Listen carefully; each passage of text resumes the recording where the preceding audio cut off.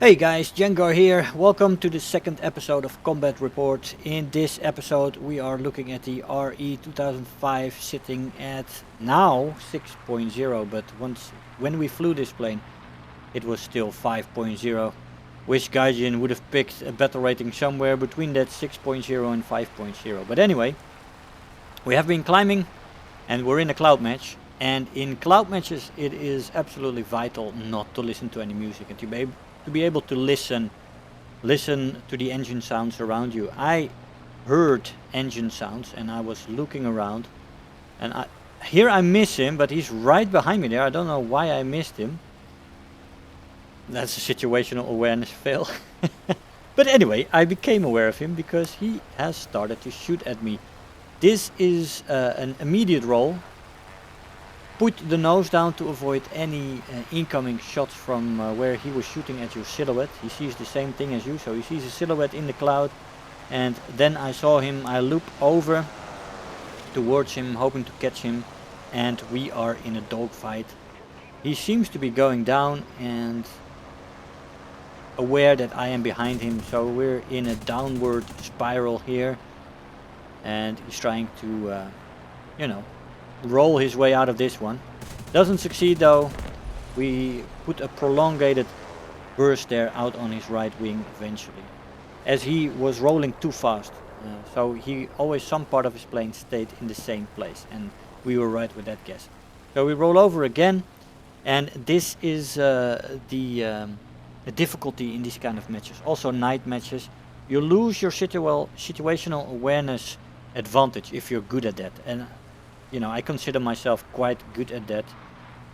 So you lose that advantage towards the other planes, and you are basically put back on your instincts, your hearing, and still looking around, and still a little bit of situational awareness. But the overall planning and decision making and long range scanning is out of the picture.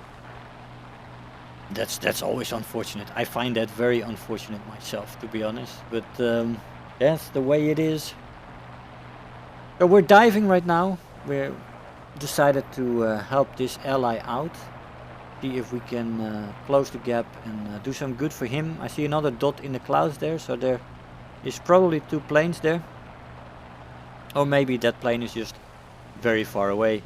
In the end though, that guy is also in the RE at 2005, and well, he managed to get that Spitfire out of the way. We saw a dot, and we decided to go after that. There he is. We are moving, approaching their airfield. So I'm not sure where this guy is. As long as I don't have visuals, right? We are coming out of the clouds now. I can see I don't have visual on him. So I decide to turn off to the Spitfire here with a sharp turn to the left. Now the danger of fighting in the clouds is that right now I'm potentially also spotted by that Spitfire, and any other enemies in the clouds can potentially shoot at me. This is risky. That's why I move up a little bit into the clouds again, so that I lose sight of him and he loses sight of me. It is very tricky fighting this kind of combat right on the edge of the clouds, where you are spotted and you don't know who else is in the neighborhood. Approach here towards this guy, and we get a big explosion right there. That was good. Good firepower on this plane, that is for sure. Now I want to get into the clouds again. Don't lose too much speed, but we have to get the hell out of here. Get into the clouds and get back into cover, basically.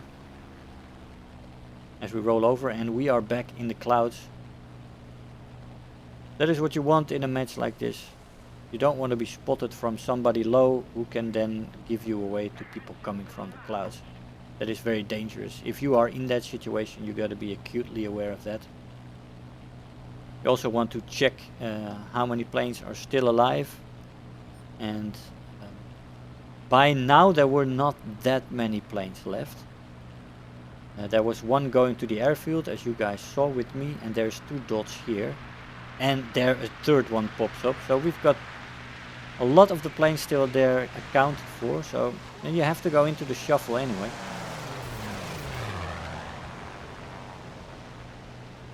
as we pass the fight. We see another dot there, but we do have these two guys coming in. I didn't want to turn too quickly, because with Spitfires it's very dangerous, as they are also very maneuverable.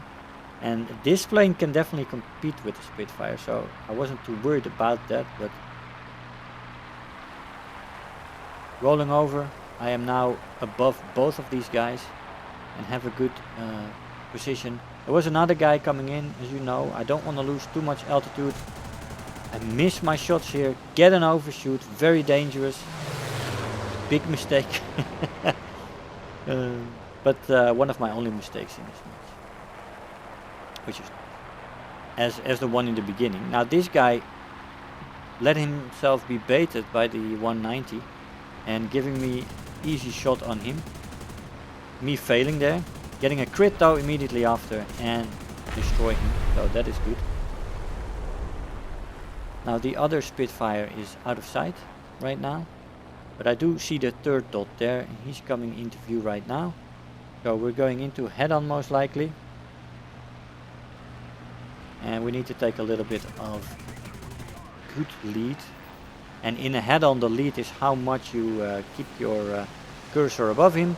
We turn in, again downward spiral, this thing pulls very good, flaps out, and we get a nice deflection shot there, cleaning him up.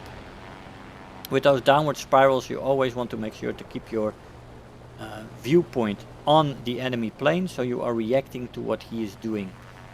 Because you don't get much space, especially not when you are in a downward spiral or rolling scissors or any kind of a fight where you have to be very sharp and you have to get the guns on target first. You only get a 1 or 2 shots, so you want to make sure that you have full control of your camera. If you don't have much camera work yet, make sure to check out my defensive flying tutorial, which can be very handy for people who don't have this skill mastered yet. Now, I often try to explain it to people. You gotta look around you, and you can take over the camera from the C key with your mouse. Now, many people say this is difficult, I crash into the ground and I mess up matches. In the beginning you will often do worse while you are training camera work than you did before, because you're training something new and you don't want to be training the basics of this in a match. You want to train this in test flight and try to see if you can, with the C key, look behind you and then let go of the C key and try to see if you can maneuver with the keyboard and then keep the camera angled towards your 6 and see if you can do that, and then you can expand on that training. You got to take some time before you get it, and you got to do that in test flight. Once you get the basics, you can start flying in matches and try to perfect it. And once you become comfortable with it, you can do all maneuvers with the keyboard and with the mouse, and keeping the camera on point. Now this was easy. He didn't see me. I just had to roll over and get into a dive on him, approach him, and then take my shots and finish it. That was an easy approach. Rolling a little bit over the top, hanging on my wing, looking down my wing at him, and then completing the roll and getting into the dive. Very controlled. We're gonna make a pass on this bomber as well. We still have 78 rounds left. I want to get to the engines. First the left, but now on the right. Do get a hit, but we did get him in the tail control actually, while we switched from the left engine to the right engine.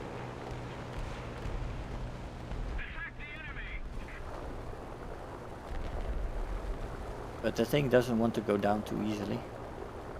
And we just extend. We're out of ammo. We went back to the airfield, repaired, and we finally get back up to altitude, where we have a Spitfire engaging the RE.2005 there. Our ally, which was also still alive from the beginning of the match to the end. We are both still alive. Just an example of the plane in its strength. He's in trouble though. He is below the Spitfire. Spitfire has an energy advantage. I'm just making sure that I have an energy advantage over the Spitfire, so that he can't get me easily. And he is letting himself be pulled down, which is good.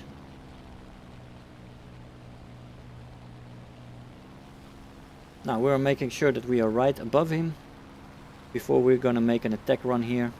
Rolling over the wing, keeping my eyes on him again, this maneuver. And then going into your dive, keeping my eye on the enemy plane at all times. You can zoom in as well easily if you need to have a closer look on how the wings are positioned on the Spitfire once you go in. As we do right now, want to see which way he turns. I often zoom in while firing. Here we go to see how they turn and get him finally. Making an end to that Spitfire. And the B-17 that was left in the end, because when I went, I think somebody else killed that privateer in the end. And I think the B-17 was the last plane in the match.